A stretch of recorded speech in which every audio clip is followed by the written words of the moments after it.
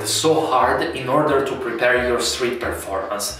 You trained every day, you rehearsed until midnight, you controlled every smallest detail. What if it rains? What if there is not enough space? What time does the bus stop? Everything. But finally, you're ready. You go to the corner, you prepare all your props, you gather hardly enough people to start, and then you're ready to begin. Everything goes well, the audience is fine, they are smiling, clapping, they're happy, and now you're ready for your grand finale. And just before your grand finale, there's a person in the audience that shouts, "Why don't you get yourself a proper job?" All your efforts get thrown in the trash bin within 1 second. How many times did it happen to you to hear this sentence? Why don't you get yourself a proper job?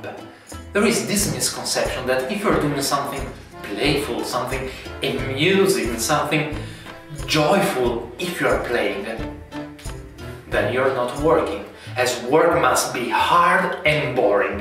So, for this reason, as a theater is a creative path, it is not considered a proper job. How did it happen? Why did the theater become so underestimated? The anthropologist Victor Turner elaborated an interesting theory about it and marked how theater practice is connected to 3 key elements: work, play, and leisure. In the beginning, theater rituals were an active part of the society, as they were the connection between humans and gods. And what ritual specialists did, we can call them actors, were considered a proper job on the same level as hunters, cultivators, headmen, and so on.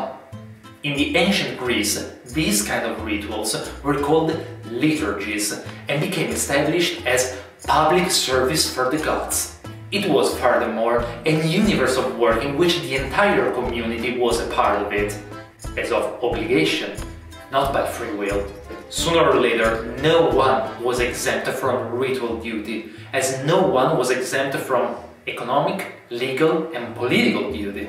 Yet it can be argued that this work is not the work we know nowadays, as in both its dimension, sacred and profane, it contains an element of play, and play is an essential part of our society. There are many social rituals that are built around the concept of play. Just think about Carnival. Carnival is meant to overturn the social and cosmic order by enhancing people's creativity in making jokes. The aim is though to strengthen the cosmic and social order and create healthy offspring afterwards. So play is a serious deal, but it has to happen between boundaries.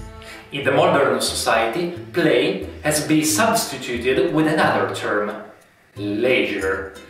According to Turner, our society is divided in work and leisure, effort and rest. In this scenario, some activities, including work and leisure, become, at least in theory, subject to individual choice and freedom.